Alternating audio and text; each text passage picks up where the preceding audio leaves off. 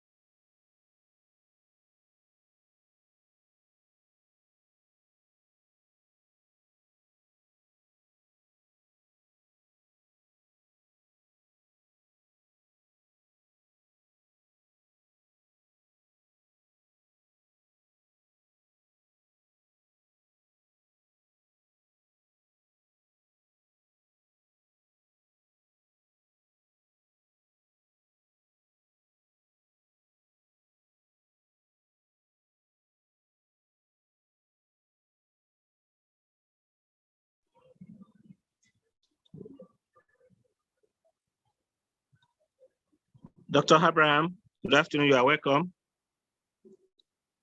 Yeah, good afternoon. The chairman, Pharmacist Abiola Paul Uze, HCPAN Lagos, you are welcome. The secretary, HCPAN Lagos, this is Teresa Okwashi, other ESCO members and other participants. Today in the series of our webinar, the topic of today is the new NHIA Act, the implication for healthcare providers. And to do justice to this topic today is Dr. Bethuel Kasimu Abraham, who is the Deputy General Manager and the State Coordinator of the National Health Insurance Authority, Ikeja. He holds MBBS from the University of Benin, MSc Public Health, Lagos, and is a member of National Institute of Management. Dr. Abraham, good afternoon, and you are welcome. Thank you. Good afternoon.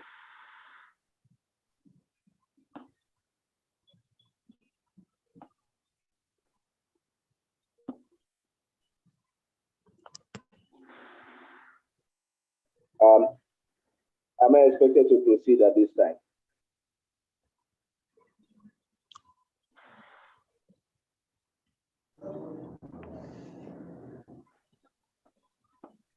No, not yet.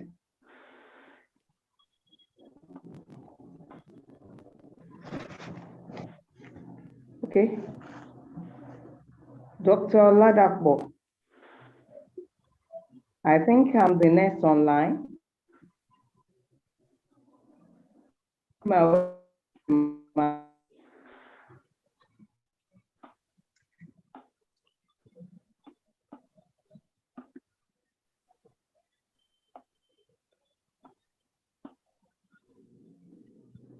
Dr. Ladakbo.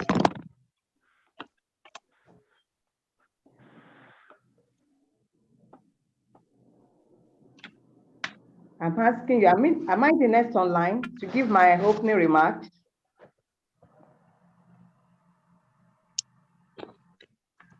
I think we should because the network today is very poor.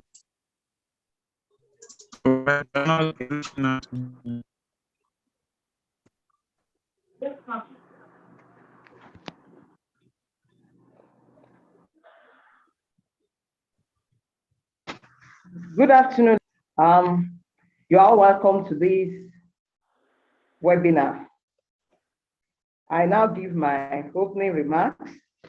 I don't know how many of these are some of our key members that have joined us, but let me just start off with some protocol. The National President, HCPAN, Dr. Aikpo, past HCPAN President and HESCOs, past Lagos HCPAN Chairman and HESCOs, Chairman of Affiliate Professional Groups, ladies and gentlemen, our key speaker for today, Dr. Abraham. It's a great pleasure to welcome you all to yet another webinar powered by HCPAN Lagos chapter. Today's webinar is the second this year and the third since the constitution of our HESCO. As I mentioned 2 weeks ago, the need for capacity building for all healthcare providers cannot be overemphasized. As professionals that regularly have contact with patients and people of all ages, it behoves us to continually update ourselves on current trends in the healthcare space. Today, we have brought away one of the key officers in the National Health Insurance Authority, NHIA Lagos Zone, to deliver a topic on the new NHIA Act, implications for healthcare providers. We need to hear this from the regulators' angles so that we can be abreast of necessary information to take advantage of the evolving health financing options that will help our country to achieve universal health coverage and improve our health indices. With us today is Dr. Abraham, State Coordinator, Deputy General Manager, that will be speaking to us on this topic. I therefore enjoin us to sit back and listen attentively to his presentation. There will be opportunity for questions and answers after the presentation. Let me quickly remind us that preparations are in top gear to host our state chapter mid-year meeting, which has been slated for June 28th at the Lagos State Chambers of Commerce and Industry. CBD allows by 9 a.m. on the 20th June 2023. I want to appeal to us to make it a day that day. the GL Ashman, Dr. Emmanuel Azamba, the Lagos State NHI Zonal Coordinator, Mr. Femi Akingbade, and an erudite actuarist are some of the lined-up speakers, and they will be at that meeting live. You cannot afford to miss out. Also planned for that day, it's a panel discussion that will feature the speakers together with members of ACPAN, HFN, and IMCAN. Please, I appeal to us to block that day, June 28th, 9 a.m., less than 2 weeks from now on our calendar. I want to appeal that we pay up our dues for this year, which is only 5,000. We can go to our website to do the registration. It's a seamless task on that registration platform. And don't forget, we reduce the registration fees to 5,000 naira only for membership registration and dues for this year only. Please, let's take advantage of this.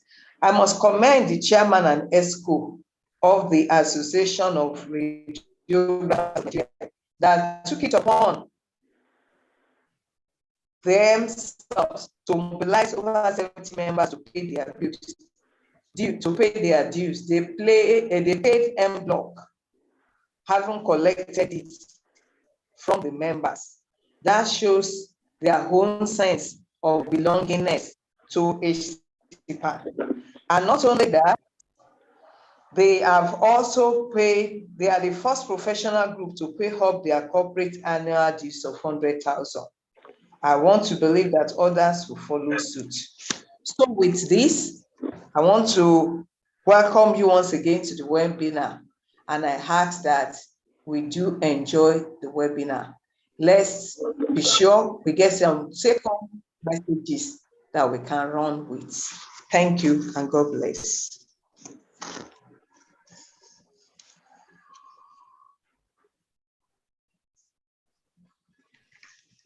Thank you so much, Chairperson.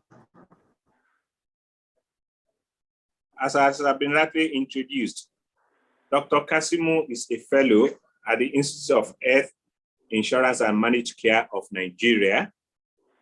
He's an alumnus of University of Benin and University of Lagos. He's a fellow Institute for Health Insurance and Managed Care of Nigeria. He is a senior medical officer and has been at the forefront of the universal health coverage as anchored by NHIA. Please join me to welcome Dr. Abraham as we do justice to the topic of today. Dr. Abraham, good afternoon, you are welcome. Thank you very much. I hope I'm loud and clear. I need a confirmation that I'm loud enough. You are loud, but it could be better, sir. Okay. Louder, please. All right, thank you. When I was asked for my profile, I was wondering whether I was being scheduled for an award, because the last time I was asked for my profile was when I was to take NYSC award. So this time around, please pardon me. I didn't send in a profile. I just felt I was coming here to make a presentation, and that was it. But and I want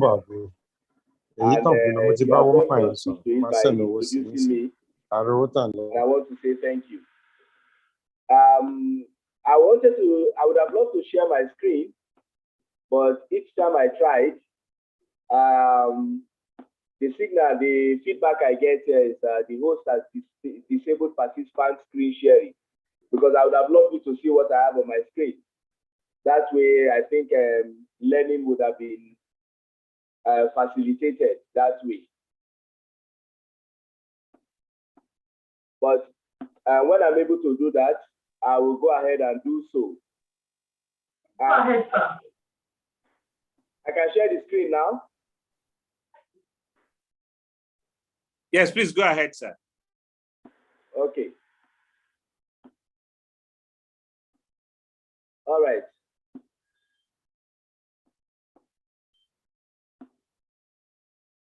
Okay. I believe my screen is visible to all.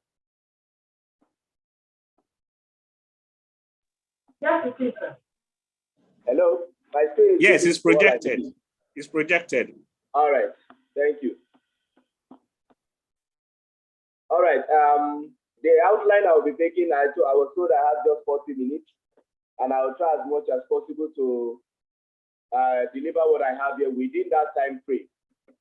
My name is Dr. Betwe Kasibu Abraham. I'm the State Coordinator, NHIA State Office Ikeja. I'm a Deputy General Manager. I'll be running through this introduction, the new NHIA Act, and then the implications for healthcare providers. And then there'll be a caveat at the end of it. The caveat can also come at the beginning, but I think it's better suited for the end of the presentation. You may be wondering why there's a caveat, and not long from now, I'll tell you why. Now, by way of introduction, the National Health Insurance Authority was given birth to as a result of the parlous state of healthcare delivery that we were experiencing in the country at the time. And by decree, the National Health Insurance Scheme was established, Decree 35 of 1999, that was codified into law as NHIS Act 2004. In the course of implementing that act, a few discoveries were made, and that made it to be seen as a weak document and a clog in the wheel of progress to achieving the UHC, which was the mandate of the NHIS at the time.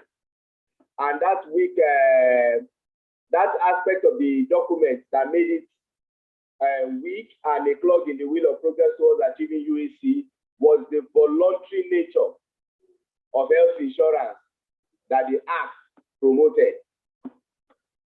Now, for over 2 decades, the NHIS at the time had tried severally to change that act and to give Nigeria a mandatory health insurance act.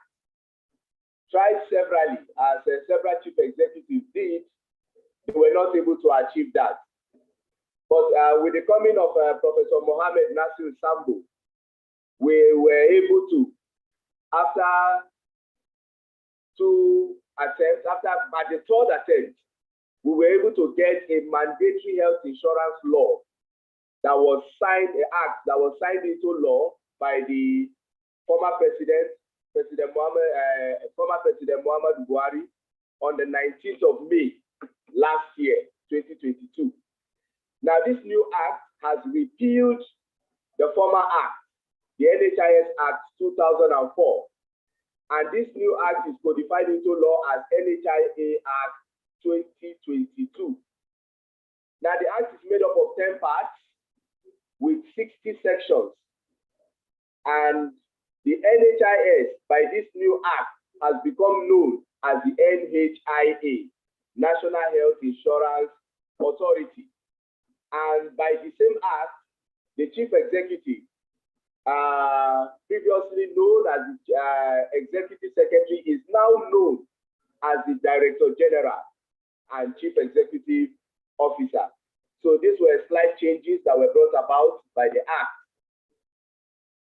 Now, going proper into the implications for healthcare provider, and like I told you, I will try to keep within the time frame for this. I want to begin by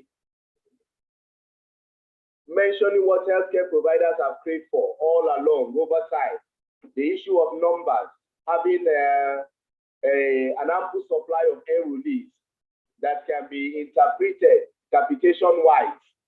And so sections 3B and section 14 is where I want to begin from of this act, which says, section 3B states, health insurance is mandatory for every Nigerian and legal resident. And Section 14 says every person resident in Nigeria shall be required to obtain health insurance. Now, healthcare providers have always wanted an ample supply of enrollees because it's the number of enrollees that determine the capitation you get paid and the revenue you make as a result.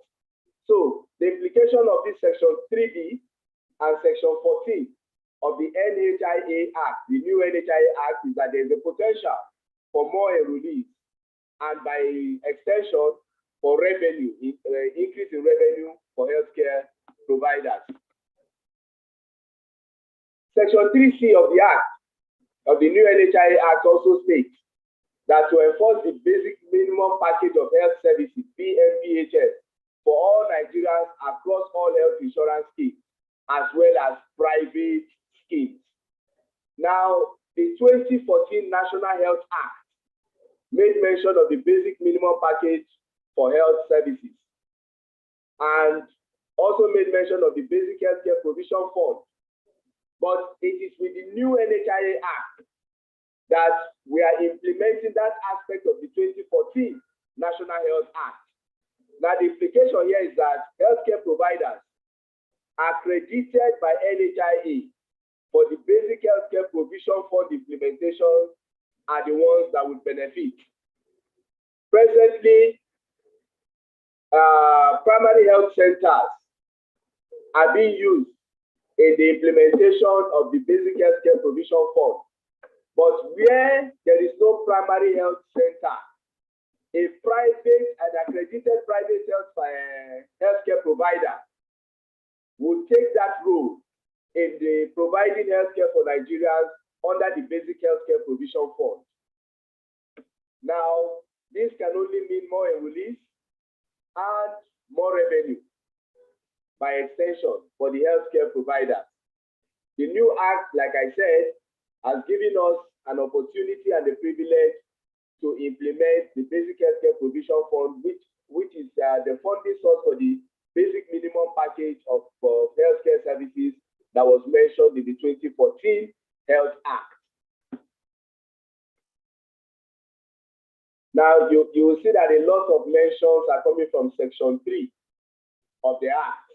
Now, healthcare providers may want to familiarize themselves with that section of the Act. And before I go further, let me also mention Part 8, Part 9 of the Act are important for healthcare providers to be familiar with as well. But we'll get to that point. Section 3A says provide or require the establishment of mechanisms for receiving and resolving complaints. Now, as an authority, our ability to resolve complaints and the provision and degree of freedom we have to be able to do so is such that we have innovative ways of keeping track of complaints and handling of such complaints and grievance redressal coming from any stakeholder. That means stakeholders, including healthcare providers, may have complaints lodged against them at the NHIA, and they should be well acquainted with the grievance redressal mechanism. So, sometime in the near future, you may receive a form from the NHIA that is, the title is Notification of Allegation. The form is called Notification of Allegation form. Once we have a complaint from any stakeholder, the stakeholder goes through a form, fills a form called the Request for Intervention form. And based on the content of the form, a notification of allegation is filled out by the NHIA officer handling that complaint. And that notification of allegation is served to the stakeholder concerned, maybe healthcare provider or HMO, and is given a time frame within which to respond to that notification of allegation. And the time frame is important because it depends on the complaint that has come in. And if a case is deemed urgent and important, sometimes your response may be required to come in within 72 hours as a healthcare provider. And Some other cases may be handled much faster than that. Sometimes we want a response within 24 hours. So you may want to get acquainted with this. Once the notification of allegation is filled and sent back to us, we will study it, we will look at it, and then further steps will be taken. So these are not things you are familiar with by now, but with time, you get familiar with them. Now, as healthcare providers, Section 3(o) and Section 3(s) state that the NHI shall maintain a register of licensed health insurance schemes and accredited healthcare facilities. And Section 3(s) says regulating all health insurance schemes in Nigeria. Now, I want to give a word of advice to healthcare providers. All of you under HIPAA are already accredited by the NHIA. We may have other friends and colleagues that are not yet accredited. Now, they may have a challenge with HMOs working with them if they are not accredited by the NHIA. So, but all this will be spelled out when we have the operational guideline fully out. And it will be spelled out because the health maintenance organizations are expected to contract with healthcare facilities and healthcare providers accredited by the NHIA. So if healthcare facilities are not accredited by the NHIA, HMOs may find it difficult, and I hope not against the law to contract with them. But once the guideline is out, we will know the details of this. Section 3T states, approve after consultation with HCS, form of contracts for health service purchasing proposed by the HMOs and the MHAs for all HCS. Now, the MHAs, Mutual Health Association, those ones are for mobilization of potential enrollees to be enrolled on any health insurance platform, mobilize contribution, and that's essentially what they will be doing.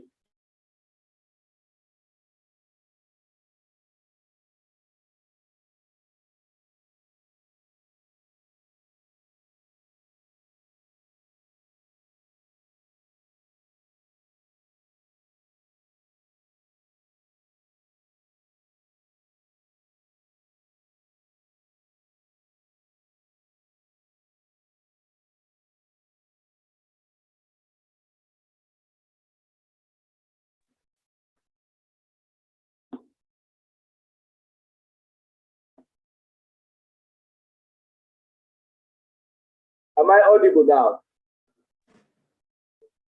Yes, you are back. Okay, I think I was logged out briefly. Yes, you are back. All right, thank you.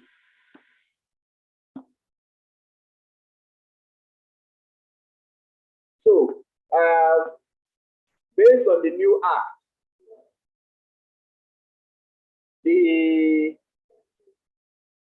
I think this is a step. Based on the new act, the contracts that HMOs and MHAs will be presenting to healthcare providers. Such contracts would have been approved by the NHIA. In essence, those contracts will come under the microscope of the NHIA to see what it contains and to ensure that whatever is contained therein does not go against the provisions of the Act or the operational guidelines by the time is out. Section 3U states, approve after consultation with healthcare facilities and bodies representing the healthcare facilities. Now, one of the bodies representing the healthcare facilities is HCPA. Capitation and other payments due to HCS by the HMOs and MHAs. Now, the healthcare providers will be involved in the determination of capitation and fee for service. Now, and for this, we want the healthcare providers to be up and doing when such time comes, when the NHIA will make a call for any representation and their involvement in adjusting capitation and in reviewing the tariff and the fee for service services covered under fee for service. I'll go to section 3Y. You are pleased and fast, but it's just to keep within the time frame that has been given to me. Section 3Y states, develop operational guidelines. This is speaking to the NHIA for the authority and ensure it is reviewed at least once in 5 years. So the operational guideline under the new NHIA Act will be reviewed once every 5 years.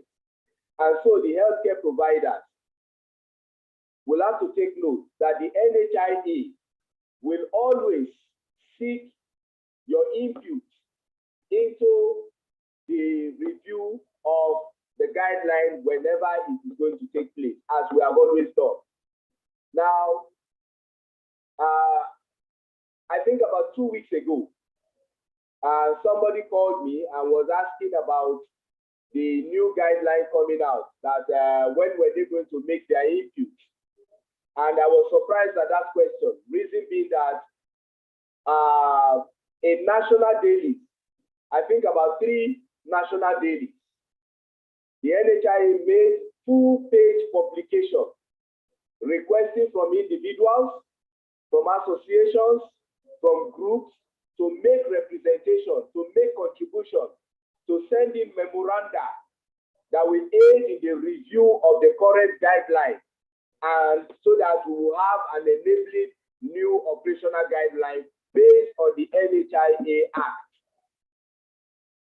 So, and I mentioned it to the person who was making that inquiry, that we expect that when you make such publication in national dailies, not 1, not 2, in national dailies, any association that is willing to make a contribution via memoranda sent to the NHIA, they would see that publication and they would respond. And I believe all associations that saw that memorandum, saw the publication in the national dailies, made their submission to the committee that was responsible for the review of the guideline. So this will be done once in every 5 years. And so we appeal to the healthcare providers to always take note of when this is done, and they can present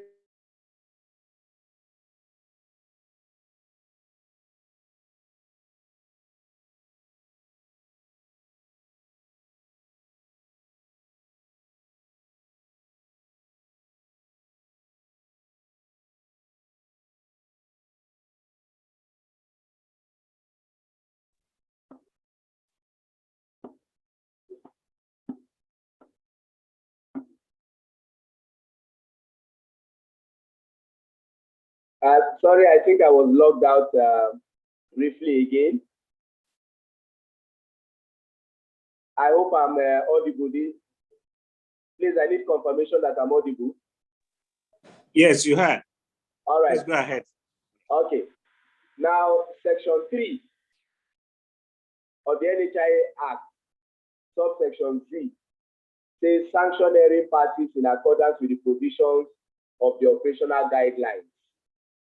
Now, sanctions will be in line with the NHIA Act and the operational guideline provisions.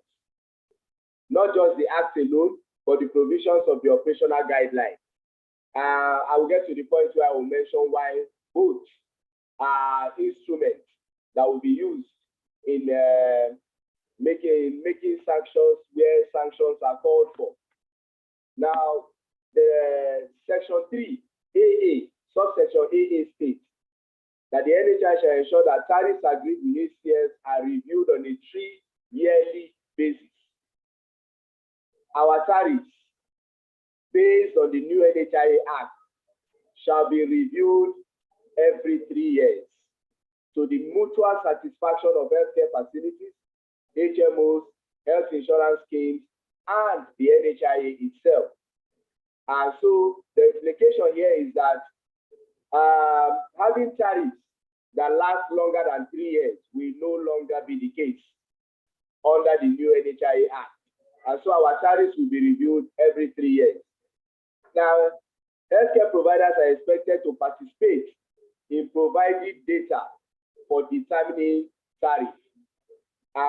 Experience has shown that when we're about to review our tariff, there are forms we send out asking for prices and costs of carrying out certain surgeries and some procedures.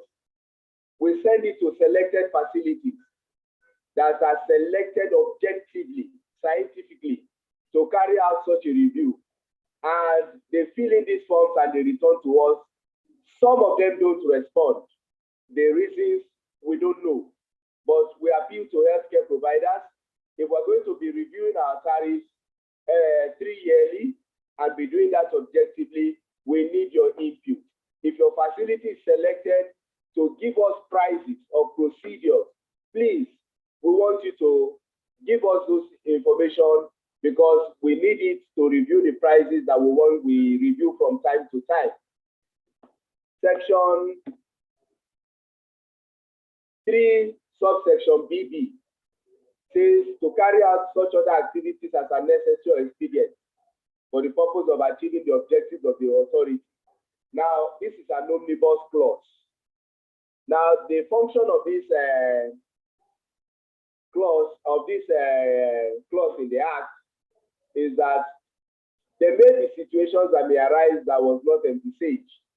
Situations that may have to do with provider behavior or HMO behavior or any other thing that acts as a threat to the successful implementation of this Act or as a threat to the achievement of UHC by 2030. Now, we as an authority should be able to respond if there is no provision of the Act that makes it possible for us to respond to any new situation that arises. Then the NHIA has been empowered by the Act to be able to make a decision or take an action that is expedient for the purpose of achieving the objectives of the authority. Now, when such arises, that's the reason why an omnibus clause like this is inserted in the Act. Section 13, subsection 3 says the authority shall establish a scheme for the coverage of MDAs, that's ministries, departments, and agencies in the Federal Civil Service and other relevant groups. Now, NHIA is the regulator. If you look at the Act, we are promoters, we are integrators, and we are regulators. But the NHIA is required by the Act to establish a scheme for the coverage of MDAs in the Federal Civil Service and other relevant groups. Now, we are the regulator of NHIS and the health insurance scheme. Now, when we say health insurance schemes, that includes the state health insurance schemes and the private health schemes. So NHIA will be regulating the scheme that it has set up or will set up, and the private health insurance schemes and the state health insurance schemes. I know you'll be asking what's the difference between the NHIA and the NHIS. The NHIS is the operator. The NHIA is the regulator. So there are distinct roles that are assigned to both by the Act, as seen in Section 13, subsection 3. Because in the previous Act, the NHIS Act 2004, the question that frequently arose was, are you a regulator or are you a promoter? But this has been clearly distinguished here. As NHIA, we are the regulator of the NHIS and other health insurance schemes, whether private or state-operated health insurance schemes in Nigeria. Now, the Act also makes a provision for the establishment of TPAs, third-party administrators. And these third-party administrators will be able to carry out quality checks, They'll be able to carry out claims management. They will be able to carry out call center operations. And they are going to be accredited by the NHIA to provide these services, maybe to state health insurance schemes that may not have an agency as yet. TPAs may be able to provide that service for them. And then these TPAs, if they're going to be providing this service in carrying out these functions, like quality assurance function, the implication for healthcare providers is that you will be expected to allow accredited TPAs access for their quality assurance, for quality assurance purposes during their visit. And I know you have been receiving HMOs before now, but there will also be TPAs once the TPAs are accredited by the authority to carry out functions either on behalf of a state health scheme or on behalf of any payer that will be using your facility to deliver healthcare provisions to enrollees. Section 22 states, and I think healthcare providers may want to take note of this. A person shall not conduct an activity under a name which includes health scheme or similar name, likely to lead people to believe that the person operates a health scheme. Now, we're appealing to our healthcare providers to steer clear of unaccredited schemes. Now, somebody says, okay, we are not HMO. There are different names they may come with. We want to appeal to you.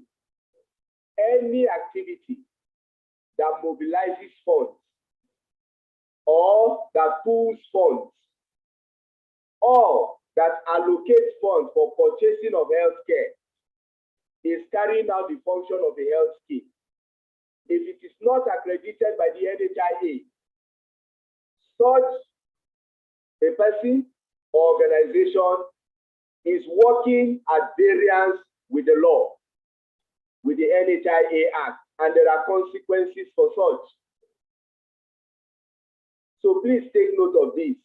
Don't contract with anybody that is operating a scheme and is not accredited by the NHIA. This is very important, please. Section 32, subsection 1 states, subject to such guidelines and regulations as may be made under this act, an employer shall register himself and his employees and pay. Now, as healthcare providers, we are also employers of labor. And so we are expected to bring ourselves and our employees under a health insurance scheme. We're expected, as we are providing care to enrollees, that our own staff that are providing these services are also covered under health insurance. The Act makes it mandatory for employers of labor to bring all their employees under health insurance. So healthcare providers, you have this dual role now. You are not just providing the care, but you are also an employer of labor, and you are expected to abide by the NHIA Act 2022. Now, whether you choose to provide the services that are given to you by the scheme that you sign under, or you want something more for your staff, you are allowed to do that when you bring them under health insurance. Any type of additional benefit that you want, you will be able to ask for it. And the only condition is there will be additional premiums for that. So as an employer of labor, you may want to do more for your staff. It's up to you. Section 33, subsection 4 says, where the license of a HMO, mutual health association, or third-party administrator is withdrawn, the authority shall decide on the best way to keep its activities going to safeguard the enrollees. What that means is that when such happens, the enrollees, maybe in the middle of a financial year or an enrollment year, an HMO is found wanting, or MHA or TPA, and sanctions are meted out, and that sanction includes the withdrawal of the license of that stakeholder, the enrollees are not going to be left in limbo.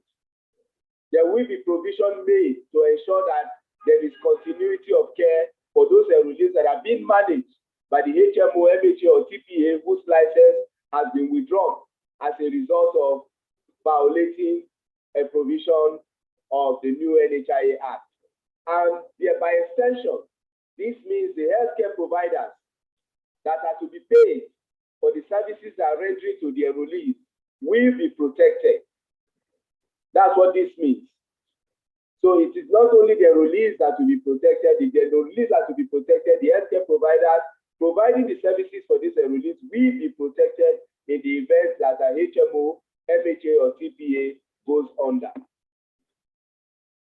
Section 34, subsection 2 states, any private health insurance plans marketed by HMOs shall be subject to approval. Now, the NHIA has to approve the plans that will be sold to the healthcare provider. And so we expect the healthcare providers to ask for proof of NHIA approval of HMO plans before executing agreement. Now, I believe that the new NHIA guideline is going to specify how this will be done. The plans that the HMOs will market must be subject to the approval of the NHIA, and healthcare providers have to take note of this. Now, this is a part of the act that I decided to make a snapshot of and present to you so that you see it clearly. It has to do with part 8. Remember at the beginning I said part 8 and part 9, very important to the healthcare provider. Whenever there is a dispute amongst parties, the dispute shall first be referred to the authority for mediation and conciliation in accordance with the operational guidelines. And where conciliation fails, parties may resort to arbitration. Now, section 47, subsection 2 also says the parties referred to in subsection 1 include the health maintenance organization, the healthcare providers, the contributors or enrollees, or the authority or its agent. Now, contributors can also be an employer of labor. So where there's a dispute, it must be brought to the authority for mediation and conciliation first. And then, if mediation and conciliation fails, it will now go to arbitration. Now, the applicable arbitral procedure under arbitration shall be as provided in the Arbitration and Conciliation Act. There is an act for arbitration and conciliation in Nigeria.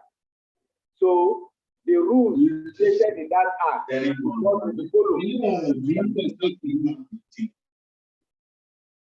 I can hear a voice in the background. I hope I'm still loud enough. I hope I'm still loud enough. Yes, please go ahead. Okay. Now, the rules stated in the Arbitration and Conciliation Act is what will be followed once a matter goes beyond mediation and conciliation by the NHIA and goes to arbitration. Now, a stakeholder, including healthcare providers, is not expected to seek legal action as a first step. Rather, is to go through the mediation and conciliation first, and if that fails, arbitration, and if that fails, then judicialization, or you go to the courts.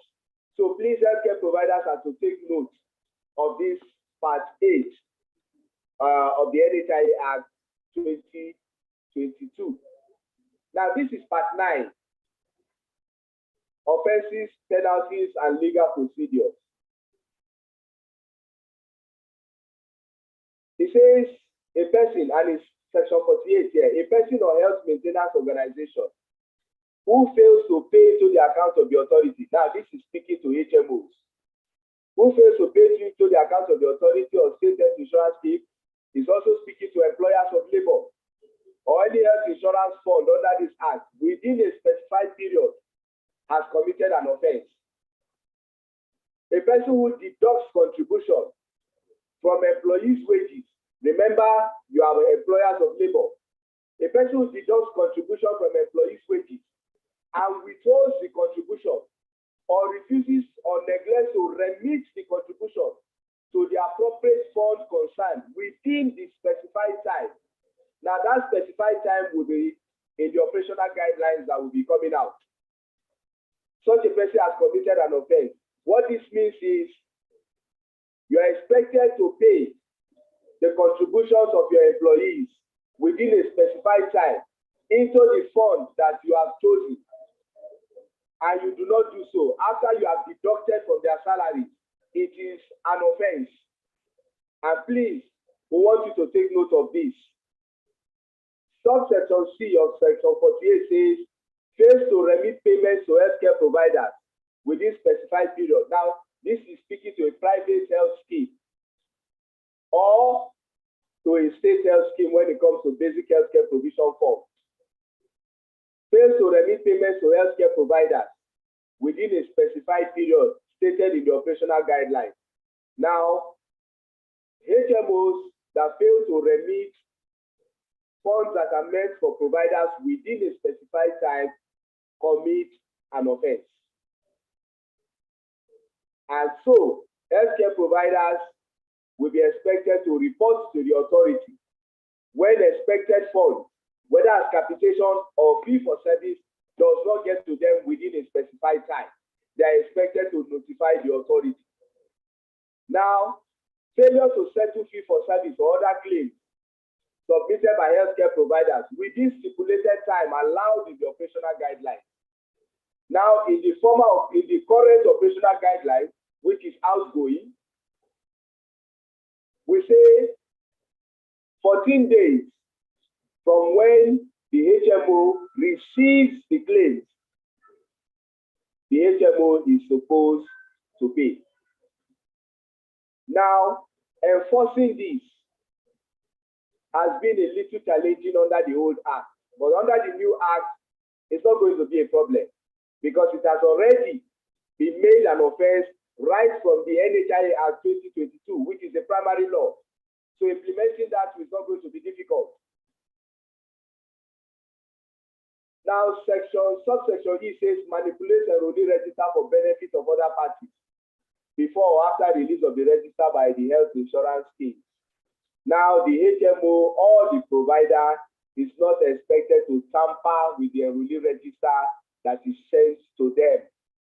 Once there's a manipulation of the register, it is an offense. Failure to provide care to a duly registered enrollee is now an offense. Under the old act, is a violation of the operational guidelines. But now this is a violation of the act itself, where you fail to provide care to a duly registered enrollee. And then finally, under this part 9, section 48, issuing a Dodge check. Now, a check that you know will not be honored. To issue that check, you have committed an offense. Or you give an assurance that you have made payment when you know that something has been inserted in whatever you are sending to the bank to make it bounce back. These are things that will be dealt with as an offense. And we want our providers and our stakeholders to take note. Now, in continuation, what we just saw, those offenses we just saw in section 48, subsection 1G, in subsection 2, it says a person who commits an offense under that previous subsection now is liable to conviction. And you can see clearly from the screen, in the case of a first-time offender, he pays a fine of ₦1,000,000 or imprisonment for a term not more than 2 years. Or in the case of a repeat offender, a fine of 2 million or imprisonment for a term not more than 5 years, or both. Now, see subsection 3 of this section 48. A person who commits any offense under subsection 1.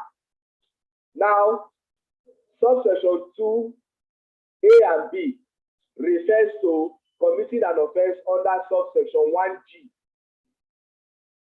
which we read out in the previous slide. But subsection 3 talks about committing an offense under subsection 1. Now, committing an offense, subsection 1G was the one that spoke about a judge issuing a judge check. Now, subsection 1 as a whole spoke about deducting from employees' salaries and not remitting same. When you deduct for the purpose of health insurance and you do not remit same, or not making payment to a health insurance scheme that you are using, or not attend to an enrollee under the health on the 24th of Marine, who is registered. Now, if the person commits any offense under no, Timonic one less week. Next Thursday, yes. Next Thursday. Am I still connected? Yes, please. Okay. Go on. The person who commits any offense guiding financial transactions.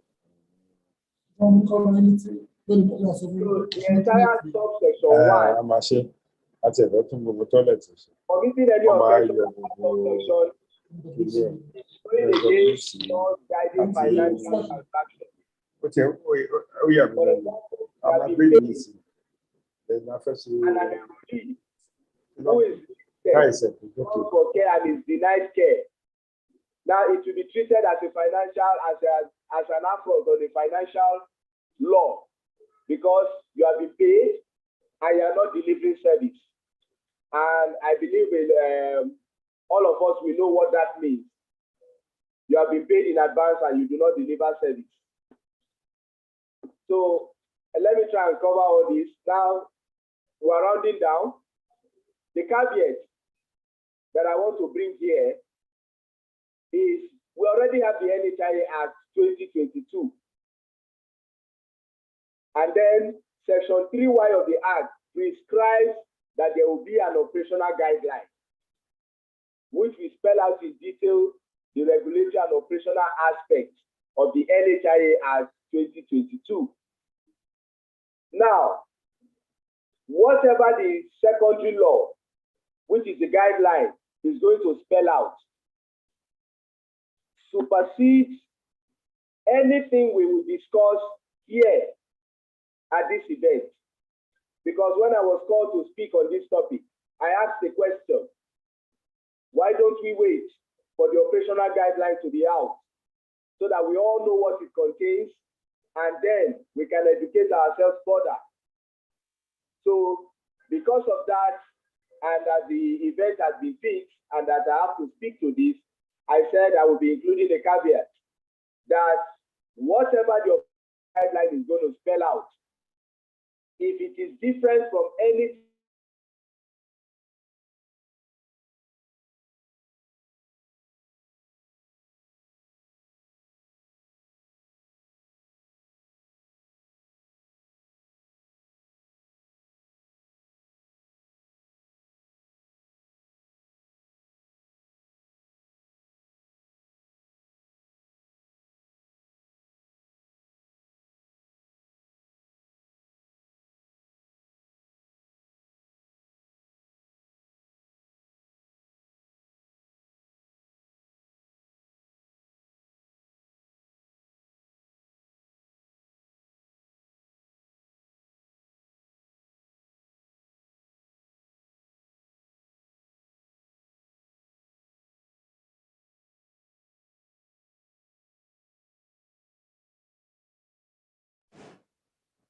Okay, I think Dr. Abraham has some challenges with his connectivity.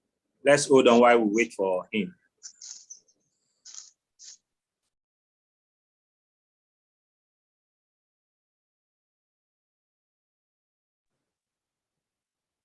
So we wait while he joins back. Meanwhile, while the presentation was going on, we were joined by two gentlemen who has been pivots to HCPAN in Lagos and Nigeria in general.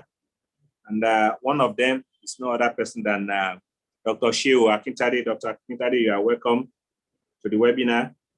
Again, we have one of our past president, Dr. Oluwole Sanda.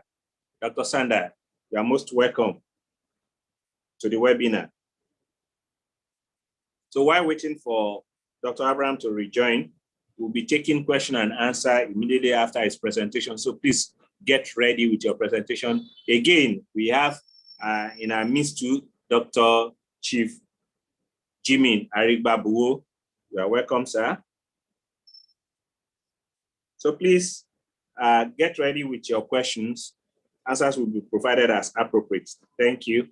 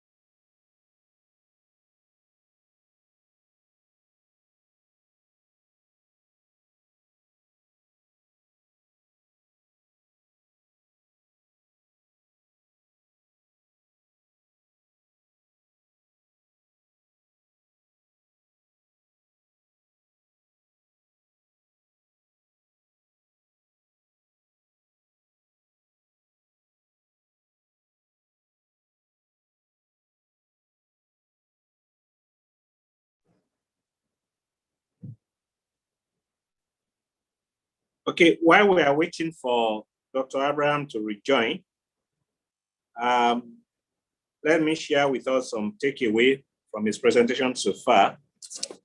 He started by introducing the National Health Insurance Act of 2022, and he spoke extensively on sections 3, sections 13, 20, 21, 22, sections 31, 33, 34, and section 47.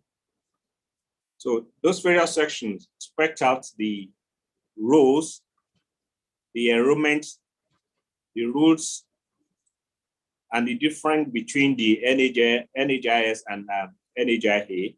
Then he talked about notification of allegation. He talked about the section 47, which is arbitration. He talked the part 8, talked about mediation, conciliation, and arbitration. While the part 9 spelled out the various offenses that can be committed along the line. That is the offenses and penalties. On Section 3, Section 3B, and that is where it was spelled out that it is a potential, the act is a potential for more enrollees and revenue for healthcare practitioners, that every individual in Nigeria is expected to be enrolled in the scheme. And the implication of that to us, the healthcare practitioners, is that there are going to be, or there's going to be more enrollee and more revenue for the healthcare providers. Then he talked about the accreditation of the healthcare providers. And it is only the accredited healthcare providers that can actually benefit from the scheme. Again, he talked about the Section 3A, talked about the provision and the requirement for the establishment of mechanisms to receiving and resolving complaints. So that's where I talked about the stakeholder that includes the healthcare practitioners, the National Health Insurance Act, and the NHIS. Those are the stakeholders that are involved in the provision of the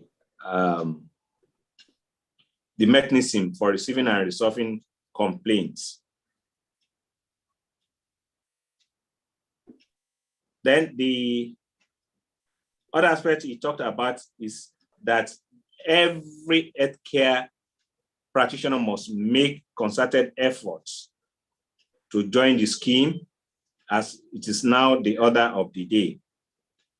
Then he talked about the Section 3Y, that there is going to be operational guideline that is going to be published soon. That was where his caveat actually resided, that until when the operational guideline is fully operational, that is when most of these things you read out can be effective. And the caveat is that the operational guideline, the provisions of operational guideline may actually supersede what these sections 3 to 47 you read out may have provided.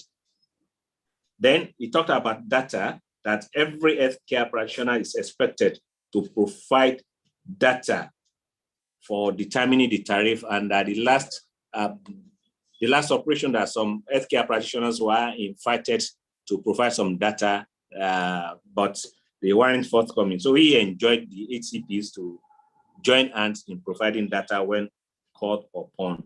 And Section 3BB, he described that as an omnibus clause, which provides that carrying out activities or expedient for the purpose of achieving the objective of authority on this under this act, that no HCP should do any health scheme that is not accredited by the NHIA. And the NHIA will be the regulator of the NHIS and other health insurance scheme, be it in the state, local government, or private health scheme. And the healthcare practitioners are to allow every accredited third-party accreditors to access and visit their facilities for quality assurance.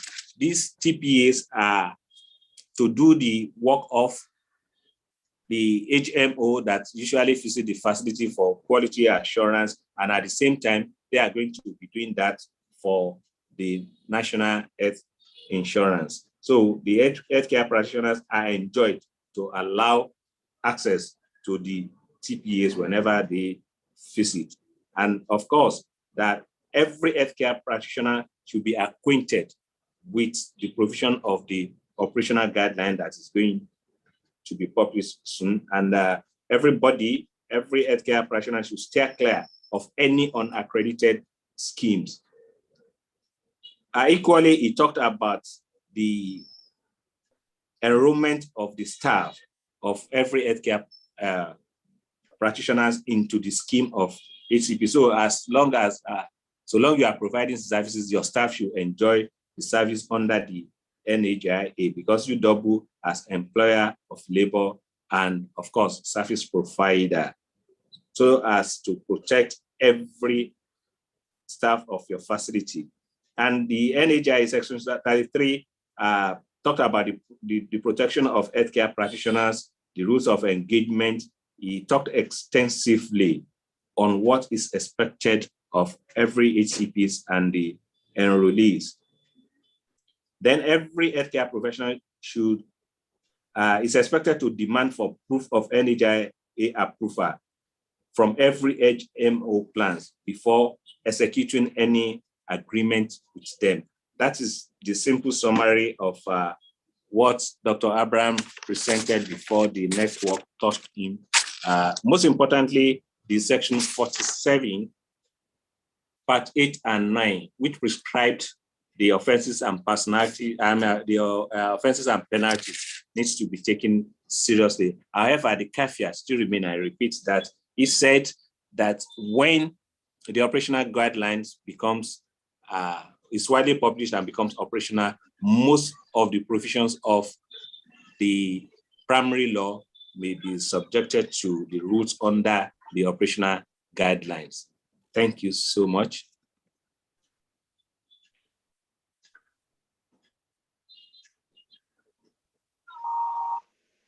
Well done, sir. Yeah, thank you. Just to mention, I've been able to rejoin you. My name is Dr. Abraham.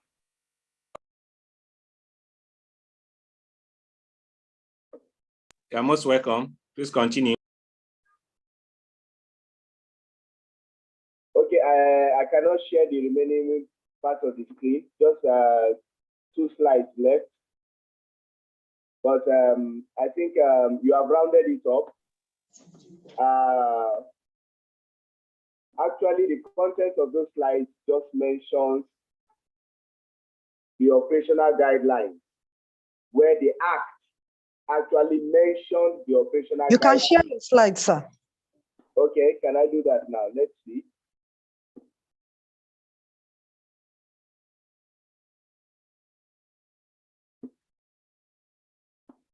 Okay, let me run down this.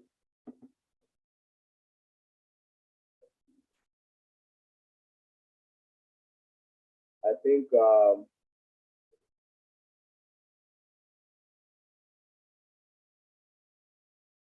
okay, this. Now, this is the section of the Act that has given power to implementing the content of the operational guidelines. So we may want to take note of this. So the guideline is not going to be a document existing in isolation. So the guideline is a document as important as the Act itself, because there are aspects of operations that the guideline is going to specify, and violations of this aspect of operations will be penalized. And the Act has given power to whatever sanctions the NHIA is going to attach to any violation of the provisions of the guidelines. So this section of the Act has given power to the NHIA to do that. Now, this is the caveat that I'm mentioning again. We have waited for 2 decades to get a workable NHIA Act. All we appeal for to healthcare providers is our patients for a little while to get a workable operational guideline.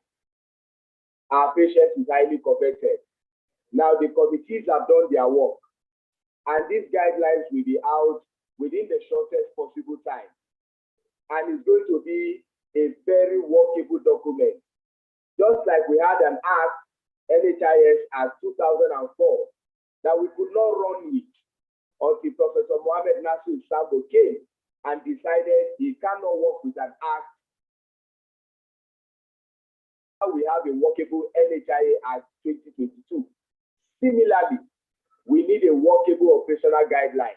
And that is why, if it is taking long, it is because they have to dot every I and cross every T. They don't want to leave any loopholes. They don't want to leave gray areas. And so it's a detailed work. The guidelines will be out soon. And in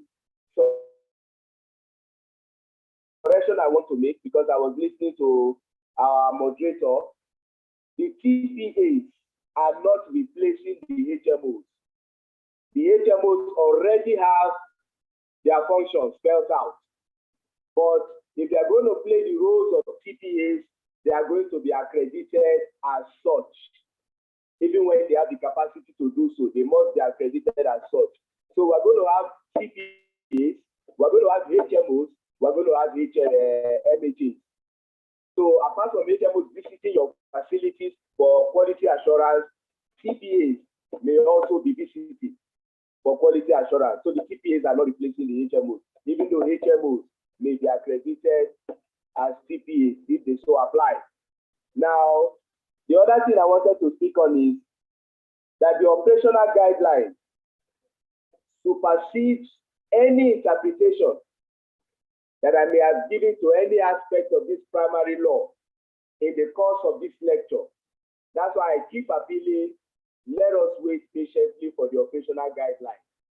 It will be out soonest. If we have waited for 2 decades for a workable NHIA Act 2022, then I think the patience we're exercising at this time to get a workable operational guideline is highly coveted. And so that's the rest of it for the slide. And I want to thank you for the opportunity to present this. So I'll be expecting that questions will arise, and I will answer questions that border on the act, not questions that have to do with what we should expect in the operational guideline, because I will simply refer you to the operational guideline. Thank you.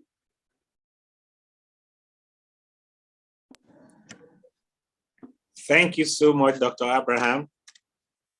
It's been a very well explicit session with you. And of course, your presentation has actually thrown more light on the provisions of NHIA, especially the roles, the services, the penalties, and of course, one cannot overemphasize your caveat on the operational guidelines that whatever this NHIA, this primary law provides, is still subject to the provisions of the operational guidelines, which we are expecting so soon.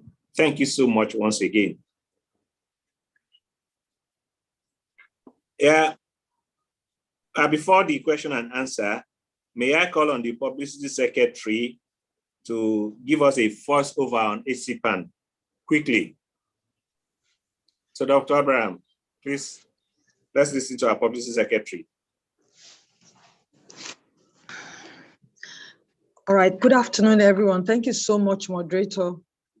Good afternoon, everyone, and thank you for joining this webinar. My name is Pharmacist Busola Aladesomi, and so I want to briefly talk about what HCPAN is all about. HCPAN stands for Healthcare Providers Association of Nigeria, and this is the Lagos State chapter. So our membership consists of doctors, pharmacists, laboratory scientists, physiotherapists, radiographers, nurses, midwives, and any other which the enabling law may specify. Now, can I have the next slide, please?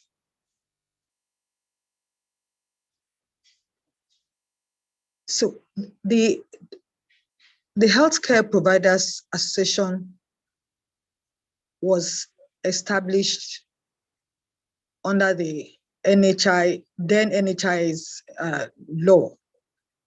And the association was inaugurated in 2004, and it is a registered body with the CAC.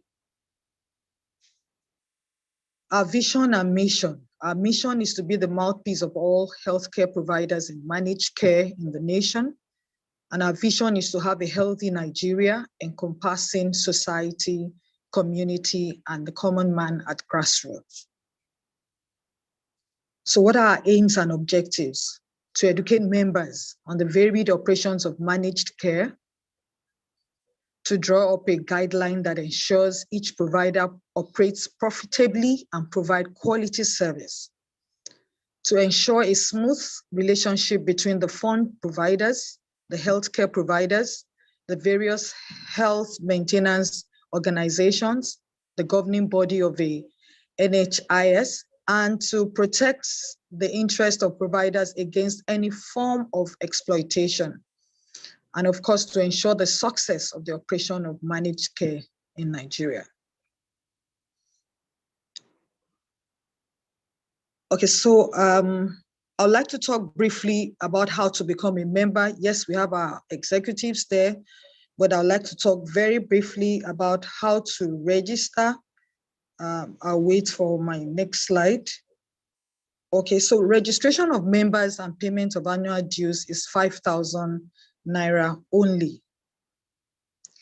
So how do you register? Go to HITSIPAN Lagos website, www.hitipanlagos.org. Click on the membership registration on the top left-hand corner, fill the registration form and submit. Make your payments into the account of HITSIPAN Lagos chapter Zenith Bank 10131877791. Send your payments receipts to admin@hitipanlagos.org. Wait for verification of payments and confirmation, and you will receive a confirmatory email within a short while. For further inquiries, please contact the Financial Secretary, HITSIPAN Lagos, MLS Olumide Fadikwe. Thank you so much.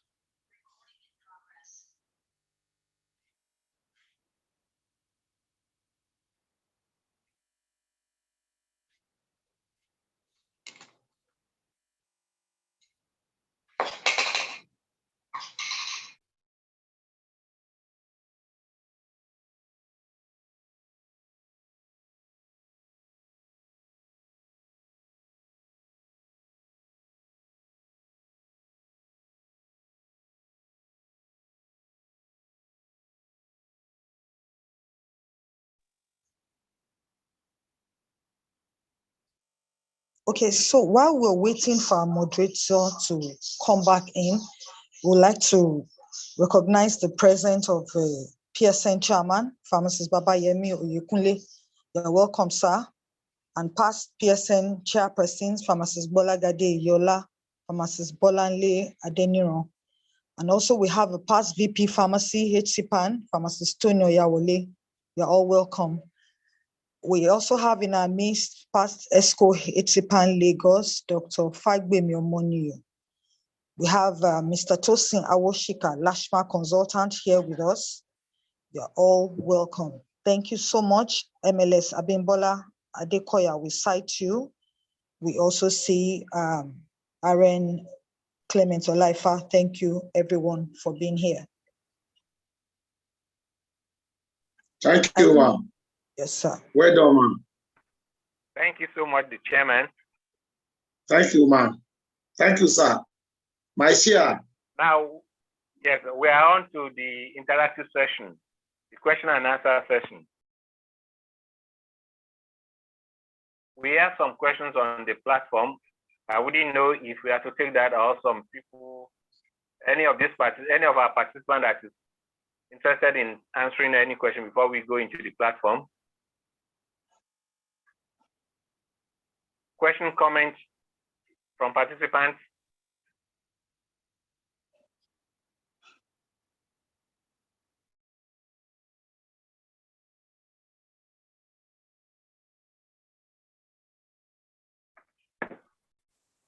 Sorry, let's touch raise your hands. Hello? Yes, if I with the hands. Yeah.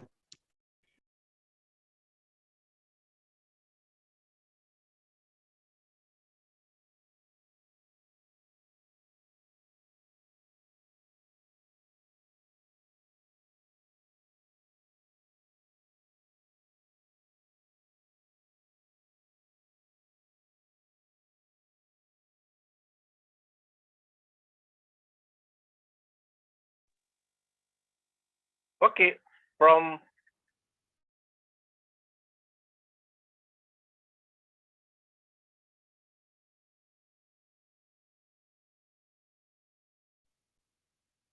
the question and answer box, we have this question that says, is there any portal for the healthcare providers to access? I've already responded to that. Okay.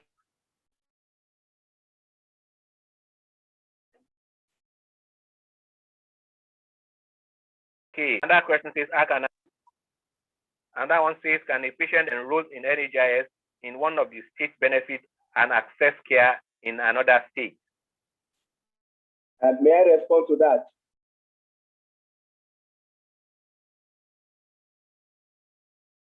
Hello, I hope I'm audible. Yes, you are, sir. Go ahead, sir. Okay, now a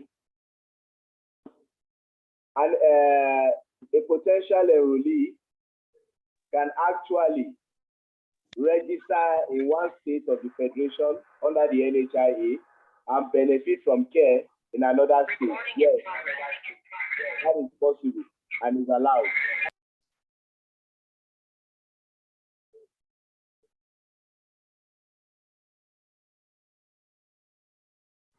Thank you so much for the response.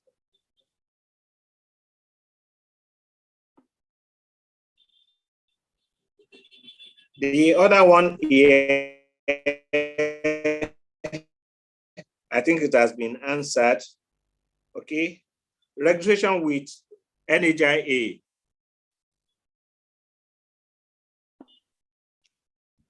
So maybe you can just take us through that. Which one is for that? people that are just joining? Okay. The registration with NHIA.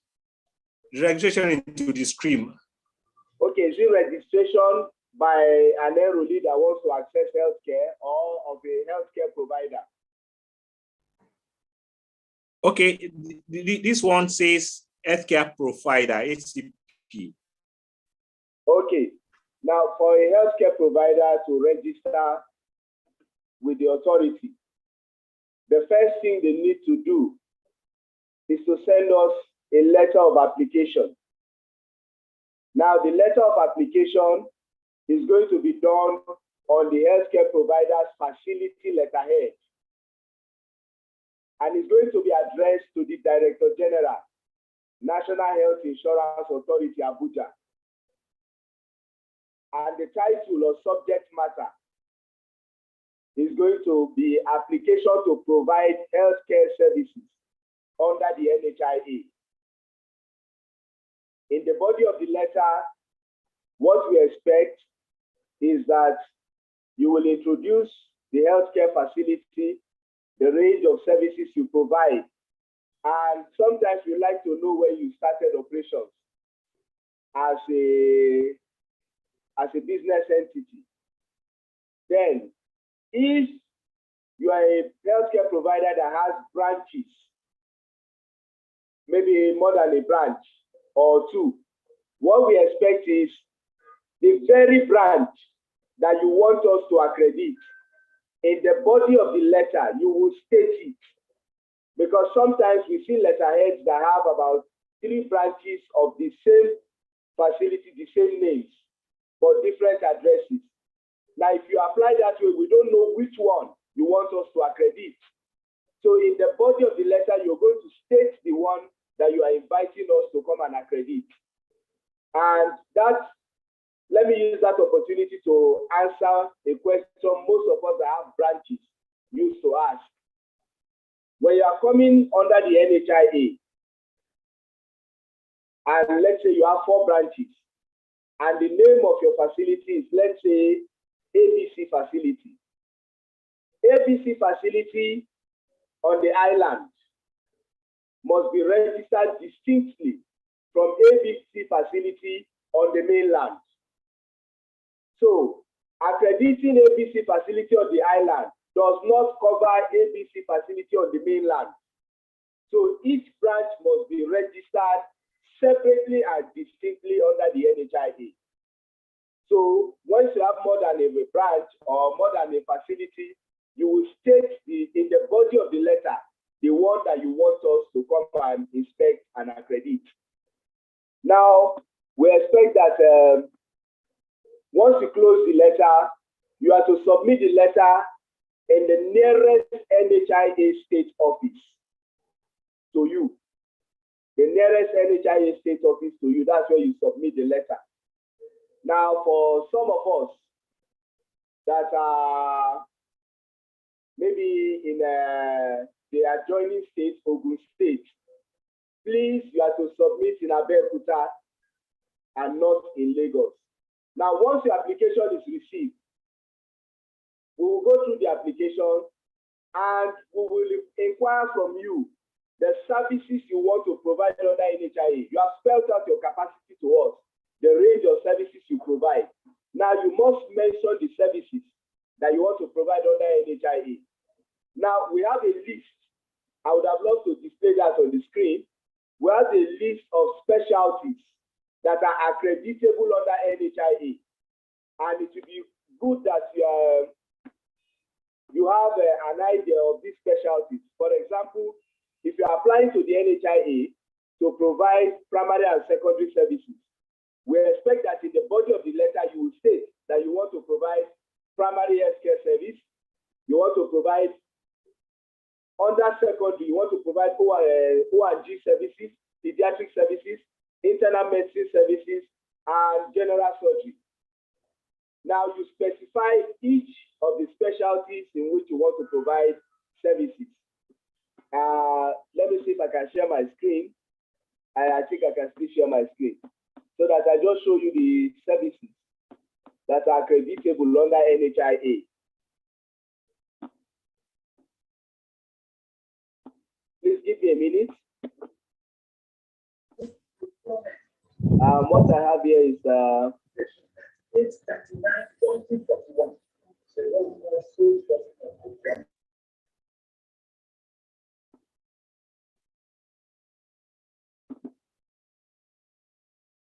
Okay, let me quickly share my screen.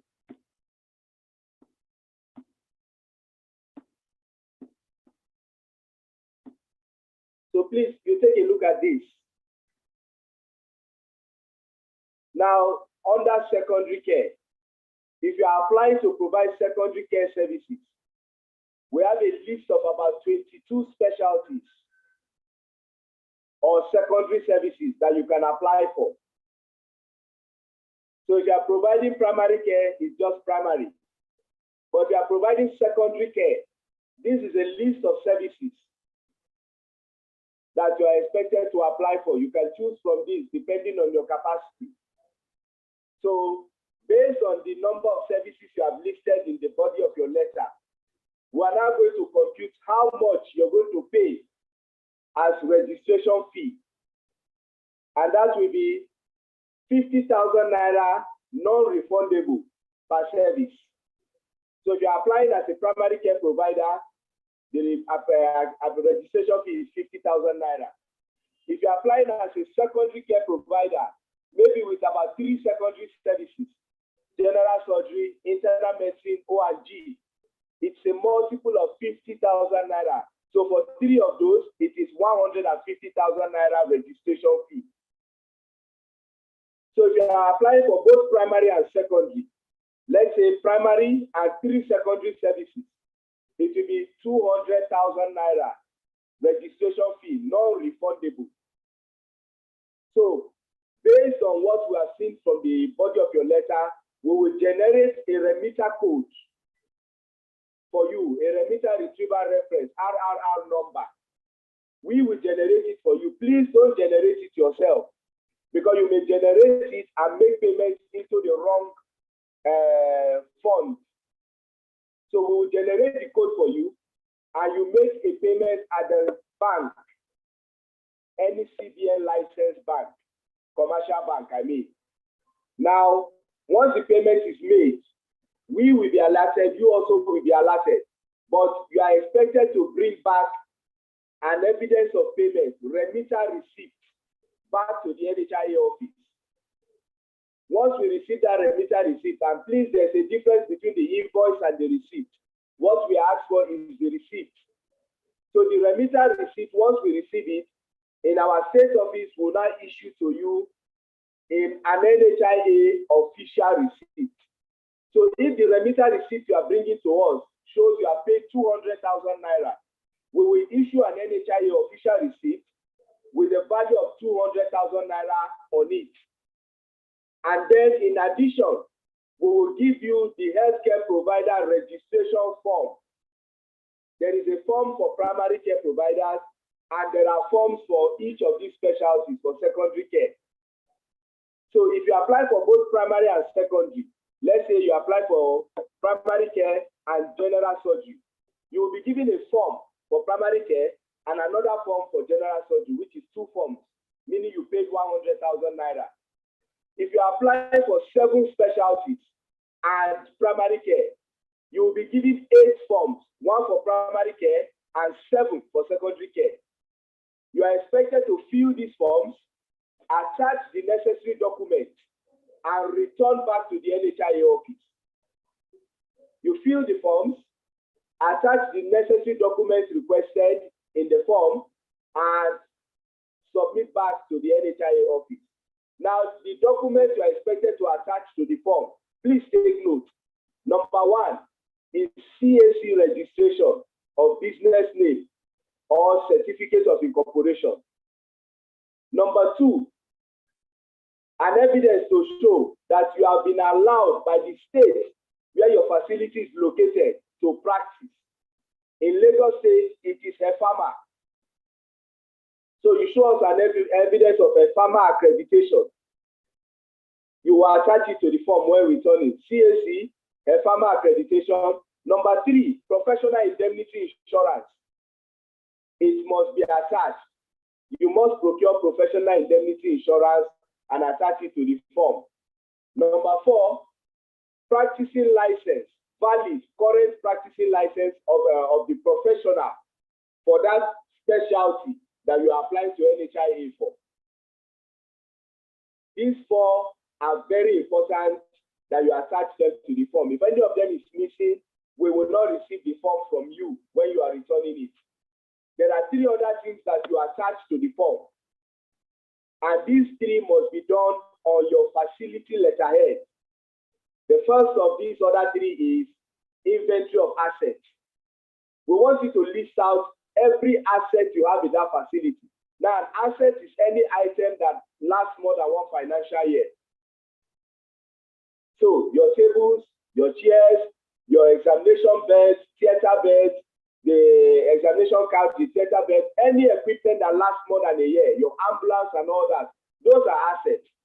We want you to list them out. We are not expecting you to input the prices, but every asset you have in the facility, list it out in the inventory of assets. The other item, number 2, after the first 4 I mentioned, is quality improvement protocol. How you hope to maintain quality in your facility, we expect you to put it out in detail for us. What framework are you applying to your practice? What quality assurance framework are you applying? What are the other means that you are putting in place to make sure quality is maintained in your facility? We'd like you to spell it out. For example, you do clinical audits, maybe periodically. You hold clinical meetings. You will try to ensure from your HR that every professional renews their licenses when they should do so. You spell this out. You make sure SOPs are deployed in every part of the facility. You also try and make sure you have a disease management protocol. All these things that you are deploying to ensure quality in the system, ensuring open door policy and so on and so forth. You list it out for us. And if you have any quality assurance body that has maybe inspected your facility and from time to time, they keep you on edge, monitoring what you are doing to make sure you maintain a level of quality, you also state it there. Quality improvement protocol. You list it out, we like to see it. Then we also like to see your ICT infrastructure. This is the 3rd one you'll be doing on your letterhead. The first one on your letterhead, inventory of assets. On a separate letterhead also, you give us the quality improvement protocol. And then on the 3rd letterhead, you give us your ICT infrastructure. Laptops, computers, printers, Wi-Fi devices that you have in the facility. So these are things you're going to return the forms along with. Now, when you have, our staff who is receiving your form will screen the form and issue to you an acknowledgement copy. That copy also comes with the form. There's a part of the form that is an acknowledgement. The staff who receives that form from you is going to write his or her name on the form, sign the date that you return the form, and give that acknowledgement copy to you. That acknowledgement copy will be the evidence that you have submitted your application to the NHIA. So I think that process is is detailed enough. And once you have received your form, we will enlist you in the next window for accreditation inspection, where our team will come to your facility and inspect the facility and also check the documents you have submitted to confirm those documents that you have submitted. So please, this is all that it entails. And if in the course of doing so, you need any assistance, our call lines are available, our call centers are available. You can call us and we'll make the assistance available to you. Thank you.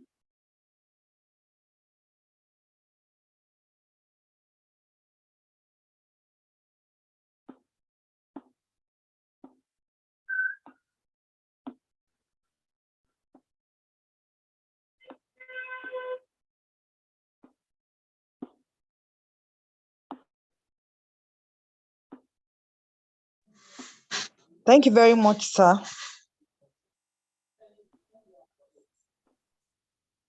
Moderator, are you still there? Yes, thank you very much for that detailed explanation on the process of our registration. I think it's quite explicit. I now call on Dr. Sander. Dr. Oluwale Sander, okay, please. Yes.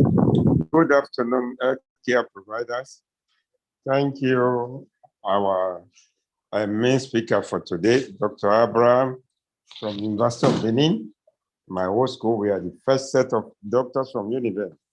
We thank God for that. Your presentation has been marvelous, and I think I've had it once or twice. We are still waiting for the implementation once the procedure is out. But I must call your attention to one thing.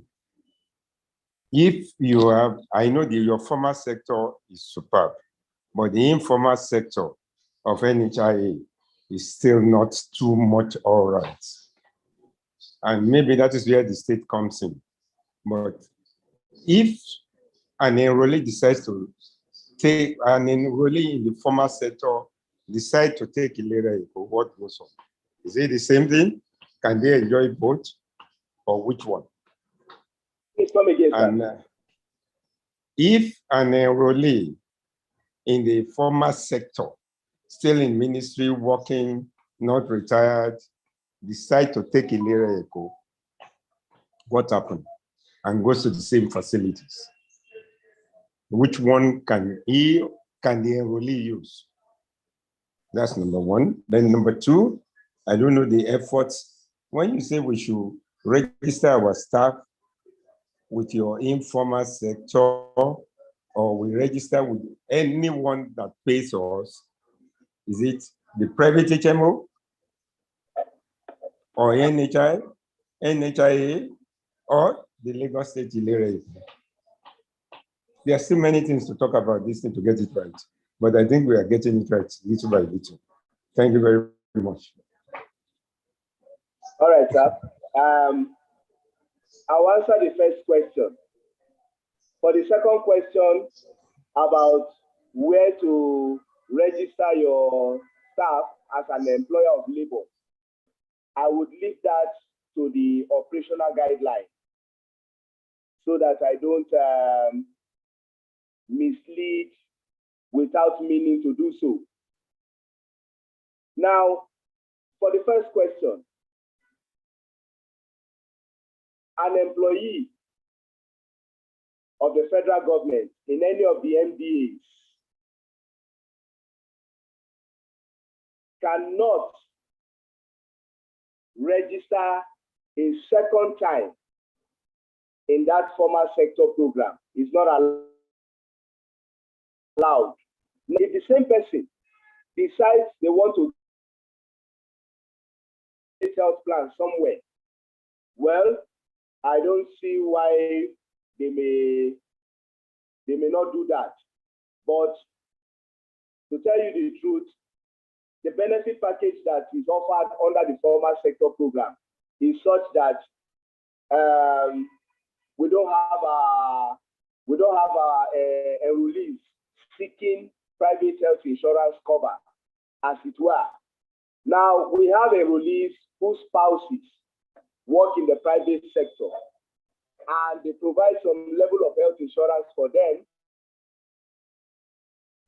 who may also be employees of the federal government.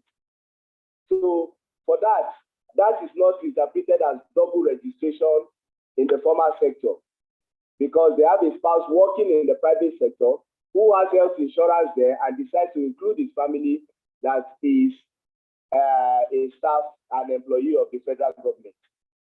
But to register twice in our own program, the system will pick out the name and will not allow such a registration.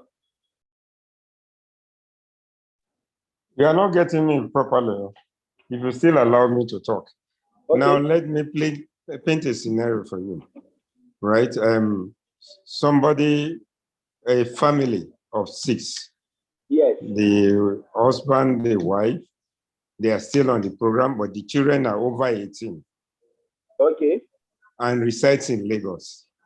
Okay. Right? Because of that, the children cannot enjoy your own package again. But he wants to register the family again with Lagos State Health Insurance, Ilere Eco, which I think is cheaper, but the packages may be another thing entirely. And his name has to be there. And the wife's name has to be there. That's the picture I'm painting for you. Can he switch? More or less. Well, there will be no reason to switch. The reason is that if the children are over 18, he's registering the family, himself, the wife, and the children. The wife and the children. Let me put it this way. The way the formal sector program of the NHI is designed is such that if the children are over 18, the principal can bring them back as extra dependents. Okay. Majority of them don't know that. Well, we keep educating them. They can bring them back as extra dependents. Okay. Yes. Then for the wife, let's say the wife is in Lagos and the staff is in Abuja, the principal. Under the formal sector program, the principal can choose a facility in Abuja that he will be using and choose another facility in Lagos that the family will be using. So it's allowed. Our system has that and has provided for such. I know that. Okay, thank you. We'll talk more on it.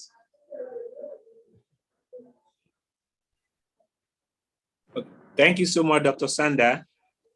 Let me call on Dr. Austin Aipo, followed by Tolulokwe Ajayi.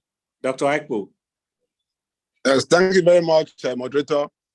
I want to start by thanking our state chairman for organizing this webinar. I also want to thank the PRO, Talade Somi, the pharmacist Talade Somi. Most of these things that are discussed. So let me start with Dr. Sanda's question. Dr. Sanda, your question is addressed by the new operational guidelines that is coming up. And as our main resource person said, we should just be patient with the operational guidelines. Because most of the questions I've heard during the course of this talk, though I joined a little bit late because of exigency of duty, are addressed at the operational guidelines level. In the operational guidelines, the difference between the HMOs, TPS, and MHA are well defined. Their duties, their role, their composition, they are all there. Fines and all that, they are all there. So most of the things you are asking, just be patient.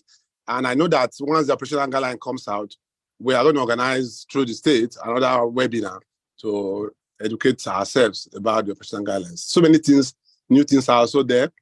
We can't talk about them until the guidelines out, but I was private because I was a member of that committee. So let's be patient and just take what we can get from the NHI Act for them. Thank you. Thank you so much, Dr. Aiko. To Dr. Ajayi, please. All right, thank you very much, moderator. Thanks to Dr. Abraham for the detailed presentation we've had today. We can't overemphasize the importance of getting ourselves ready, adequately prepared as the healthcare providers to deliver, on the expectation of our dear country on the NHIA program. We must get it right this time around. I want to ask, number one, if the slides of this presentation will be made available, maybe to the email addresses we used for registering for the seminar. And secondly, to ask if we can try to put up maybe like a contact line or where people can easily call in for clarifications, for inquiries, as we build up, and get prepared for smooth takeoff of the program. And then lastly, to find out if the requirements for member registration can be clearly spelled out, maybe to the member associations, so that it's easy to cascade down to all their members, so that we're sure we're all on the same page and adequately prepared for the takeoff. Thank you. Okay, thank you so much. Your concerns will be addressed. So we have Akin Shoyoye and Tosin Awosika. So these are the two people we are going to call while we move into the question and answer box, then we do a wrap up. So please, Akin Shoyoye.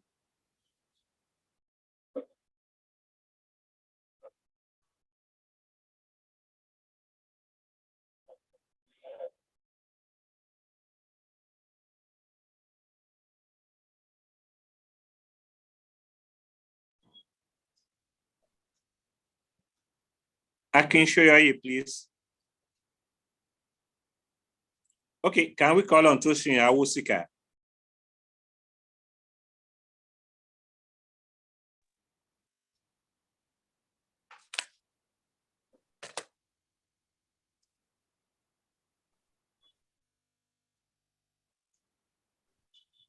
Okay, while they are getting ready, from the question and answer box, we have this question.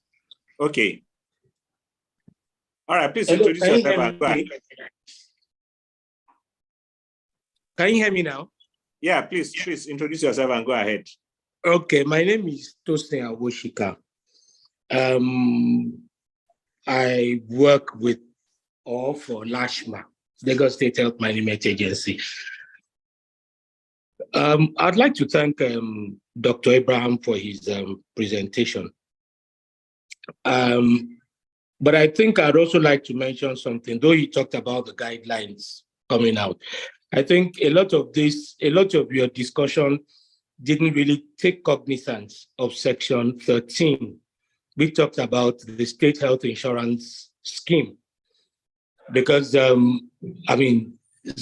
like Dr. Sanders' question, the position is, the law does say that you must be registered on a state-mandated health scheme. That's the provision of the law. And I think it's important that we are reminded of that, because, you talked a lot about the formal sector scheme. The formal sector scheme does not necessarily supersede the state-mandated law. So I think we need to be reminded of the position of the state schemes, so that we don't look at it as if everything is going to be run by the NHIA. So I think there is need for a lot of clarity on that. But like he said, maybe we want to wait for the guidelines. But then I would also like to talk about the caveats, because I can say for free from the legal position. I know there were issues around the interpretation. At some point, he said that was what the secondary law cannot, provisions of the secondary law cannot supersede the primary law, because the primary law is backed by law.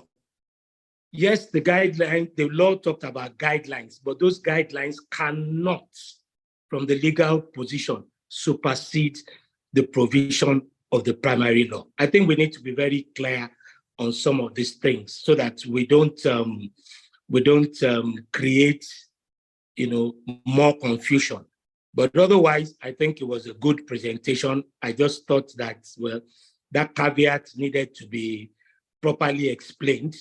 And at the same time, the role of the state health schemes, because those are, that's, if you look at section 13, it talked about every Nigerian being registered on a state mandated scheme. And if that is the position of the law, then I think that has to be recognized. Thank you. Okay, may I respond to that?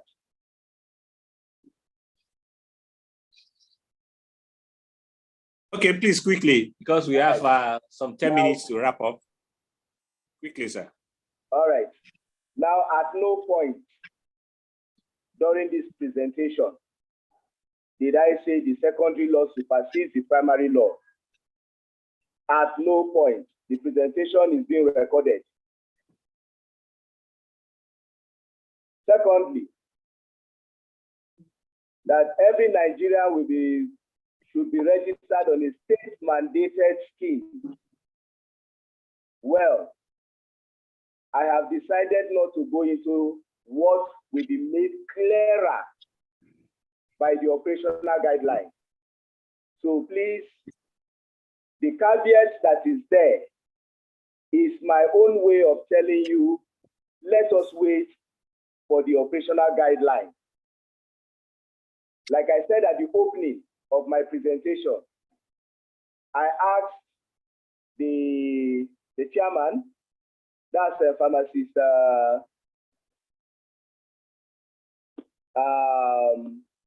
pardon me. I asked Mrs. Polozzi. Pharmacist Polozzi. I asked her, I said, why don't we wait for the guidelines to be out, then we can discuss this. But she made me understand that we have a lot of providers that don't even know what the new NHIA Act is about. And so that's why I came here to make this presentation. On the implementation of this with respect to state health schemes, like I said, let's wait for the guidelines. When the guidelines are out, it will spell out everything clearly because everybody has a role to play. So if we're going to have health insurance under one roof, everybody's role will be well specified. And then we as NHIA will play our overarching role. So the former sector program of the NHIA does not supersede the state health insurance scheme. It was not mentioned as such in this presentation. So please let that be on record. Nobody said so. Thank you so much for the clarification. Supersede the primary law. Nobody also said so. We are aware of the position, the roles of the state health schemes will play. And we are harmoniously with all the state health schemes to have health insurance for Nigerians and to achieve universal health coverage by 2030. So let that be clear from the outset. We don't have any problems when it comes to rules of state health schemes. We are not in competition with state health schemes. Rather, we are working in collaboration with state health schemes to give health insurance to every Nigerian. Okay, thank you so much for that clarification. Please, let's listen to this very important announcement. A link to join the WhatsApp group will be posted. Please, we continue on the WhatsApp because we have actually spent our time. This webinar is supposed to have ended by 3:30, so we are well over the time. So, but meanwhile, let me call on the chairman Francis Paul say she has one or two things to add. Please. Thank you, Dr. Lodakpo. I want to say thank you to Dr. Abraham. The secretary will give the vote of thanks later. But let me quickly, I quite enjoyed the question and answer that we have gone through, and we have seen a number of questions on the platform, and those questions are going donor coordinator, they will give us. But quickly, I think our webinars, the two we've had so far, is like a foundation to the mid-year meeting coming up June 28th. We have prepared the ground. Come 20th June, please, I want to invite all of us. About 130 of us came today, but we're expecting over 200, maybe 300 on that day, because we have gone out looking for sponsorship, people to bankroll the program. And it will be nice for them to come and they don't see us on seat. Do you want to know more about this health insurance? I have benefited tremendously from today's presentation and the presentation 2 weeks ago. There is no time, time we sit under the college tutelage or the lecturing of those that are cooking the health insurance program at the national or state level, that you won't benefit. People have come from different points of views and they are asking questions. That is the whole essence of all this webinar and capacity development. But let me just give us like a kind of tip on what will happen on June 20th. We are saying our team will be operationalization operationalizing NHI at 2022, the actuaries' viewpoints. It's not just about talking about the operations, but we want the actuaries to give us their viewpoints. We have sub-teams on NHIA perspectives on state. Like Mr. Oshika said, we want to know more about this state health insurance. The NHI's perspective on state health insurance scheme implementation, regulatory framework, and collaboration. NHI health officials will be there to talk to us on this. And then we will have overview of the Lagos State Health Scheme, the LASHMA update, and providers opportunities. These are the topics we have lined up for today. And I want to say it's a must for us to attend because we have people that we must tell. Nigerians are going to come to us and say things like, you know, what is all this health insurance? We don't understand. So if you as an healthcare provider do not understand, how are you going to step it down? So please make it a day, block that day, whatsoever happens, be there live 20th June 2023, LCC High, CBD, Alausa is the place to be. And I want to recognize my national president once again, Dr. Eko. I want to appreciate you and I want to thank you for your support. It seems one of my big ogas and egbons also want to say one or two words. That's Dr. Arigba Buo. Please, sir, can you unmute and quickly pass your message, sir? God bless.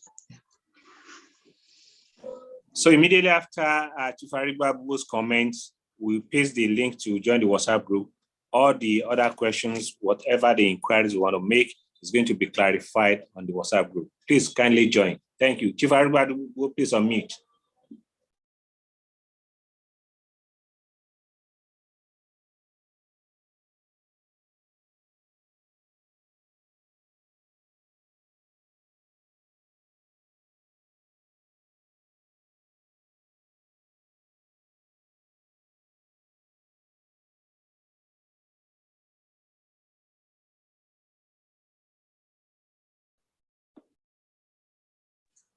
Dr. Arigba Buo, we are waiting, sir.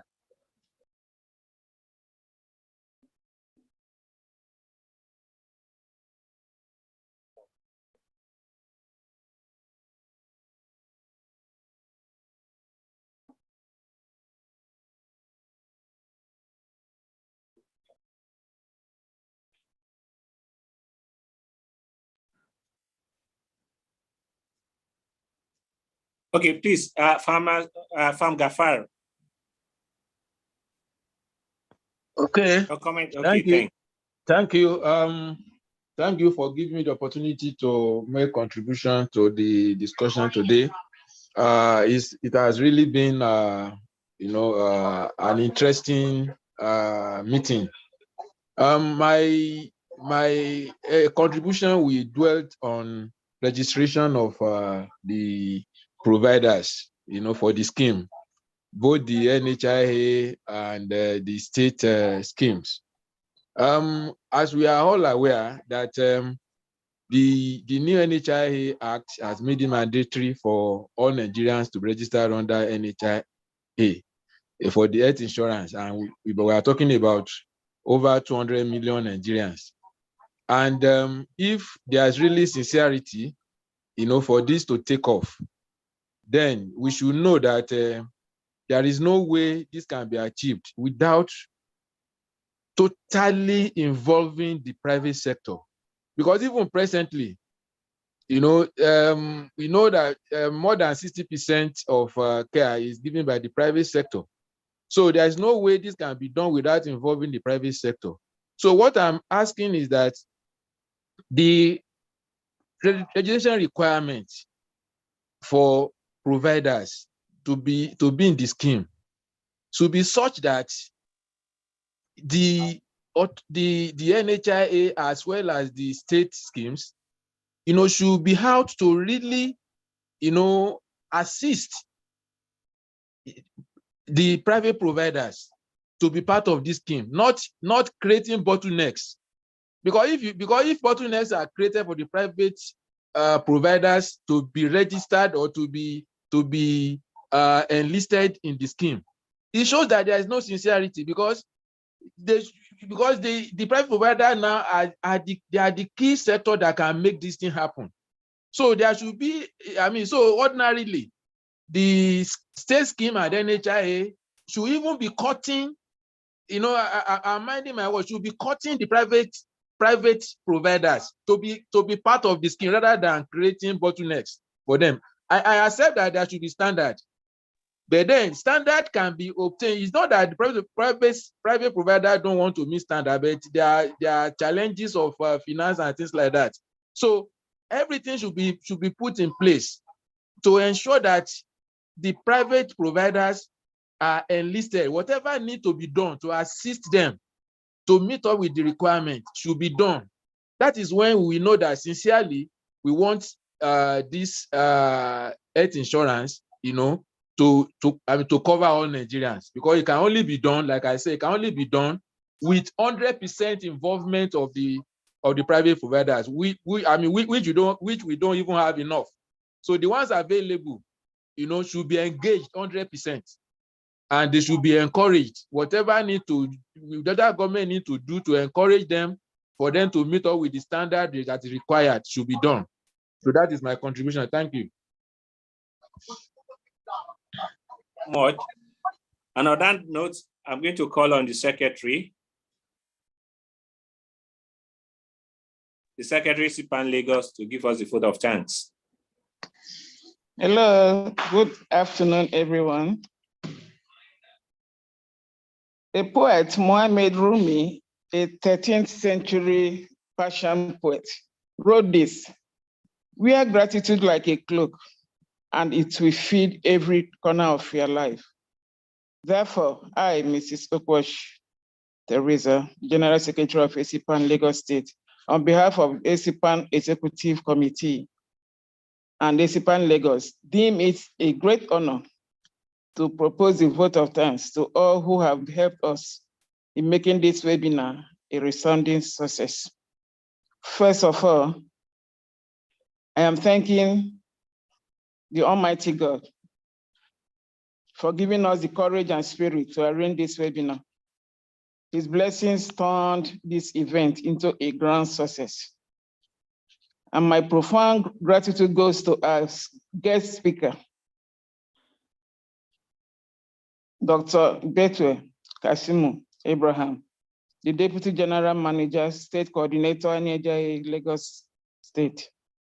Thanks a lot for giving us your precious time in your busy schedules. It really means a lot to us. Your presentations was very insightful and thought-provoking. You motivated us to gaining more and more knowledge concerning the new Energy Act and the implications for healthcare providers. It was really an excellent, informative session. Looking forward to further collaborations and engagement with you and your agency, sir. I would like to warmly thank all our guests, all our special guests, PSN Chairman, Pharmacist Babayemi Oyekunle,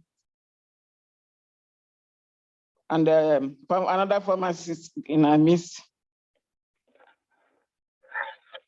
I may not be able to say all their names, but I know a few of them, like from past PSN Chairman, Balagada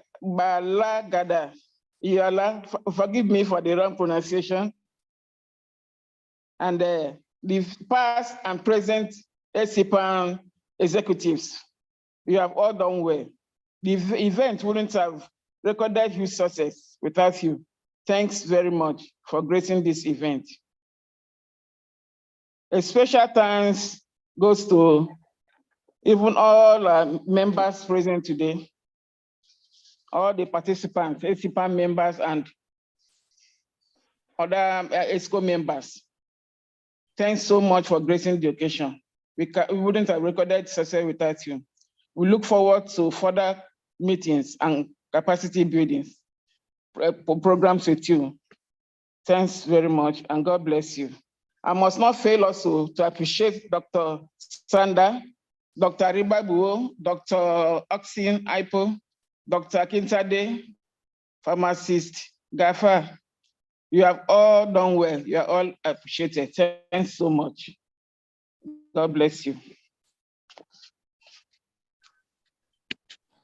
Thank you so much, the Secretary, SCPAN Lagos. Thank you all for attending. Meeting you again at the LCCI. Thank you and God bless.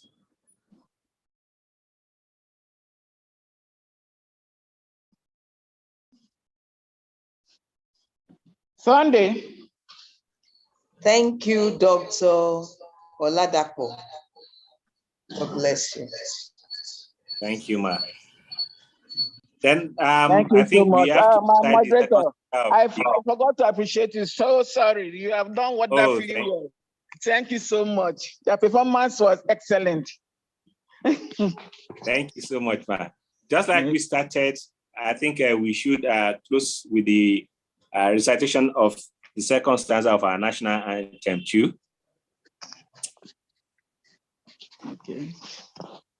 Okay, here we start. O God of creation, direct our book, guide our leaders right, help our youth the truth to know. In love and honesty to grow and living just and true. Great lofty heights attain to build a nation where peace and justice shall reign. Amen. Thank you all.